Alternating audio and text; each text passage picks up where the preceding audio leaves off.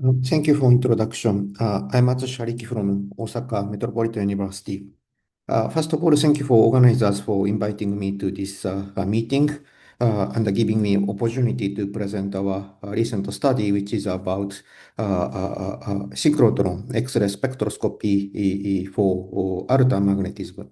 So my background is basically theory of X-ray spectroscopy and basically doing DFT type simulation of photoemission spectroscopy, absorption spectroscopy in DICS targeting mainly correlated electron systems such as transition metal compounds and their magnetism. So this means that today basically I discuss theoretical results, but I show you many results obtained in collaboration with people in collaborators in synchrotron facilities. So therefore, I think results fit with this meeting. So in theory side, I have three collaborators. So Professor Jan Kunish in Masaryk University in Czechia, and Frost and Sakurai-kun, they are students in our university. So in this in my talk, I will introduce novel X-ray spectroscopy approach for new magnets, which is altermagnets, introduced recently and attracting great interest in the field of magnetism and also correlated physics. So this is quite a new concept, and first we want to have a kind of method to identify and characterize these magnets. So to this purpose, I want to introduce how to use this soft X-ray magnetic circular dichroism XMCD, which we published result in this paper. Then, if time allows, I want to go one step further, heading to more application direction. So how to explore altermagnetic domain. So to this purpose, we propose to use resonant inelastic X-ray scattering RICS, which is published late last year in collaboration with Takegami-san, mainly Takegami-san in Tokyo Metropolitan University, and also Suzuki Hakuto-san in Tohoku University.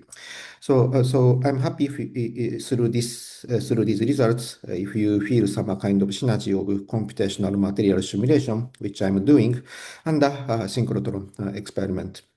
So I briefly introduce this new magnetism. So there's no doubt that magnetism is a fundamental building block in electronics and spintronics nowadays. So we know ferromagnets, in ferromagnets, in the low temperature phase, low temperature magnetically ordered phase, we have a magnetization to specific direction. And in material, all spins on the magnetic ions pointing to the same direction, say up direction.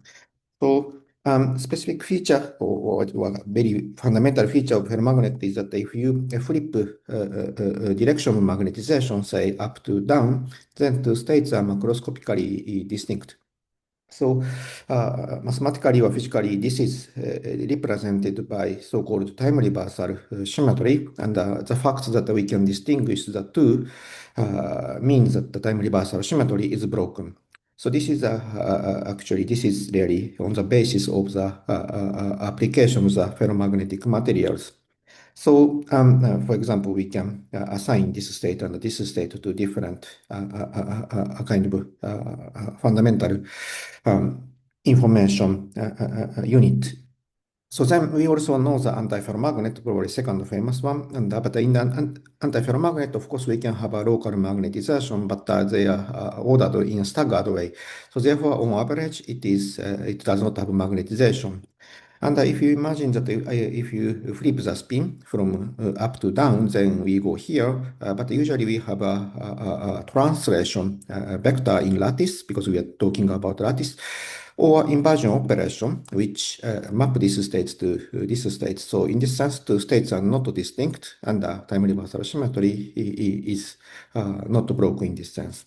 So this is not the case in ferromagnet, because if you do translation, you cannot map, you cannot go from here to here. But antiferromagnet has a different frequency profile compared to ferromagnet, so it still has a kind of appealing property in spintronics. So altermagnet has a kind of combined property of the two. So if you see magnetic ions, basically antiferromagnet and altermagnet do not differ, you can see. But because of this kind of unique pattern of ligand elements, then if you do time reversal or flip spin, you go these states, but you cannot go back to these states by translation or inversion, similar to ferromagnetic states. So this means that essentially magnetization is zero, so compensated magnet similar to antiferromagnet, but we could study and we could use time reversal symmetry broken properties like ferromagnets. So study of Altermagnet was accelerated after theoretical work around 2090. Then it is named as Altermagnet in this famous paper. But and then after that, candidates of this magnet are proposed based on crystal symmetries theoretically. And of course, so okay, this looks new magnet, but candidate materials are studied many times in the a long time ago. So, for example, titanium dioxide is famous in the field of catalysis, and also lanthanum 2-kappa 4, for example, is famous mother compound of high TC cuprate superconductor. And then hematite is a textbook example of antiferromagnet. So this means that they are studied many times, but this kind of property was not studied in detail. So then now challenge is that how to identify and characterize these altermagnets from these candidates. Then we need experimental method, and synchrotron X-ray spectroscopy has some advantages, so provides nice platform for this. So then, specifically what we want to do is that we want to confirm realization of altermagnetism, namely we want to confirm broken time reversal symmetry while system is basically antiferromagnetic-like. So there are several probes or responses which is sensitive to broken time reversal symmetry, and the example is Romanus Hall effect, and also some magneto-optical effects, which including XMCD, which I discussed. But it is not always the case, but usually altermagnets appears together with some extra magnetism due to spin-orbit coupling. So spin-orbit coupling may induce canting of spin, and then it may induce this kind of small ferromagnetic moment, for example. Then this also contributes to these responses. So ideally, we want to have an experimental tool which can distinguish the two and quantify the contribution of altermagnetism and also external magnetism. So to this purpose, XMCD, which I discussed, is actually has an advantage. So the essence is that it shows very strong frequency dependence. Frequency means X-ray photon energy, X-ray energy, and this frequency pattern, absorption pattern, circular dichroism pattern is very different between altermagnetism and this extra magnetism, which I show you soon. So I just quickly introduce XMCD. So it's rather simple measurement. So we shine X-ray with left and right circular polarized X-rays. Then we have absorption. So I took LH, so X-ray excites 2p coelectron into time reversal symmetry broken D band. So I discussed mangan telluride, so I use mangan. Then XMCD is defined as the difference of the absorption amplitude for left and right circular polarized X-rays. So it's sensitive to time reversal symmetry breaking. And then probably many of you know that XMCD is very powerful for ferromagnetic system, but it is forbidden in conventional antiferromagnets. But it can be allowed in other magnets. So then, if you see this kind of naive sketch, it's not so easy to imagine how this kind of frequency appears, but this reflects so many things, of course, but in the case, in the compounds which I discussed, this frequency pattern reflects kind of a quantum many-body effects, so interaction between hole created by X-ray and electrons. So to predict this frequency pattern, we need a good kind of quantum simulation. So then Just quickly, I want to introduce our methods. So what we are doing is actually we have been developing method simulating X-ray spectroscopies in D and F electrons based on DFT plus dynamical mean field theory. So in this method, we start with the standard DFT calculation, which capture material specific band structure, but DFT is known that it cannot capture electronic correlation, or specifically electron-electron interaction effect, which is quite important for D and also F electron system, because these orbitals are rather localized at the element, at the site. So then DMFT allows to include this electron-electron interaction effect. And then if you do this DMFT on this DFT results, we can get this kind of correlation gap, for example. Then we get this kind of band structure, and it can be directly compared to ALPS, for example. And we have developed a kind of a package in 2020. If you are interested in, please refer to this. So we developed a package which can calculate core level excitations, because basically this is a valence band spectrum. But what I want to discuss, for example, XMCD, we create core hole. So then we want to include this excitation process properly. Then we developed a package we can simulate photo emission, absorption, and also, for example, leaks. Just if you provide me this kind of DFT calculation, and of course we can do that, but then we can automatically generate these spectra. Then we can do a prediction to synchrotron facility, and also we are happy to collaborate in analyzing the data from them. So then I go to results. So I take mangan tellur as an example. So this is nickel arsen type structure, and this is the view from C-axis. So two different layers. So this is tellur triangle, and tellur triangle here between different layers are related by rotation. So this rotation needs to be combined to map two magnetic sublattices up and down. So therefore, this structure hosts Altermagnetism. So this is very kind of most famous crystal structure hosting Altermagnetism. Then in mangan telluride, magnetic moments are ordered in plane. So this is compensated magnet. So I characterized by Néel vector. So Néel vector is the difference of the magnetic moments on the two sides. Then in mangan telluride, for this structure, we have 6 domains. So 3 domains, 1, 3, 5, are related by rotation of Néel vector. So this arrow is basically Néel vector. Then 2, 4, 6, so they are time reversal pair of the former 3. So we have 3 domain related by rotation, then 3 by time reversal. And including spin-orbit coupling, induce small canting, but it is quite small, 10 to minus 4, 10 to minus 3 maybe. And for example, this is probably most kind of accepted Altermagnet. And for example, spin splitting, which is also hallmark of Altermagnetism, is observed, reported in ALPS experiment, for example. So already anomalous Hall effect and other measurements are performed, but because of time, I skip introducing these recent results. Then I go to our result. So this is a XMCD confirmation of Altermagnetism in this paper.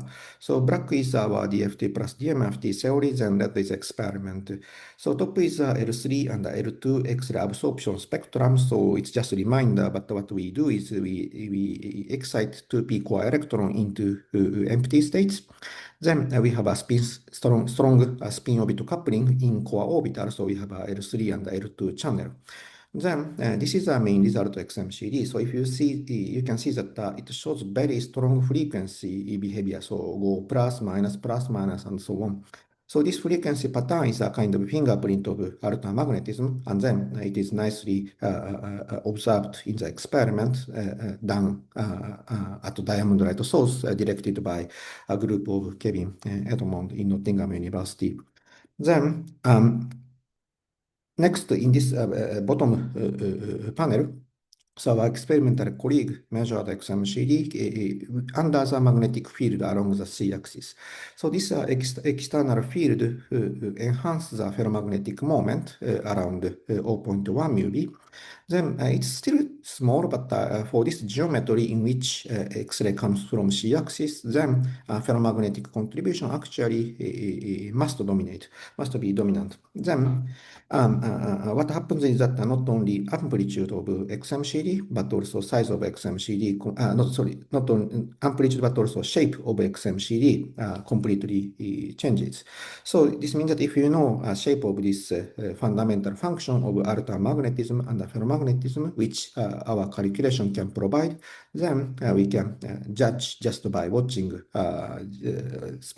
experimental spectrum, to discuss contribution of altermagnetism. So it's a kind of fingerprint of this magnetism. Good. Then taking last maybe 3 or 5 minutes, I want to show very quickly our second result. So kind of proposal to characterize the altermagnetic domains using Rick's technique. So because of time, I skip, but in this paper in 2024, they show that by combining the XMCD and the XMLD, so this is a real space imaging of XMCD and XMLD. Then by combining the two, they show that we can make this kind of real space domain imaging. So point is that XMCD is time universally odd, so it can distinguish this pair of domains, this black one and white one.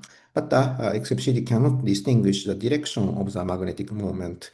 So this gives the same XMCD. Then XMLD allows us to distinguish the 3-direction L vector, but XMLD is time universally even, so it cannot distinguish this state and this state. So this state and this state are distinct. Which is unique, kind of most important feature of altermagnetism. So XMCD can really be sensitive to time reversal symmetry breaking, but XMLD cannot. But combining the two is actually useful to make this domain imaging. So then, last year, in collaboration with Hakuto Suzuki in Tokyo University and Daisuke Takigami in Tokyo Metropolitan University now, we proposed to use RICS to study in principle domain. So basically, RICS is photon in, photon out technique. So X-ray comes from C-axis. So this setup is the same with XMCD. So right and right, left circular polarized X-rays. Extra degree of freedom is this outgoing X-ray. Then what we propose is that we rotate. So this is extra degree of freedom. Then we rotate this direction of outgoing X-ray along C-axis. So we basically rotate the scattering plane. Then what our experimental colleagues found is that around single magnum excitations here, it shows angular dependence. So this angular dependence allows us to study how much amount of domains are included on the X-ray spot region. And this is our DFT plus DMFT calculation as a function of rotating angle of scattering plane and the amplitude of circular dichroism expected for 3 domains here. So I think I told you, but these 3 domains shown here cannot be distinguished by XMCD by symmetry. So RICS can, in principle, do. And then by fitting the experimental data, we estimated preferential of the domains on the X-ray spot. Good. So this I do not go detail, but because of time, but result is published in this paper. Good. So then, of course, in future, we want to have a spatial resolution of RICS. I think it is getting doable thanks to Nanoteras. So this is a preprint posted on November by Yamamoto-san and Suzuki-san and Miyawaki-san. So they are implementing this kind of beautiful 2D kind of imaging of 2D RICS. And likely in future, also Nanoteras has a very ultra high resolution. So by combining the two, probably we could understand more this kind of new kind of complex anti-ferromagnetic materials. So with this, I stop my talk, and thank you very much for your listening.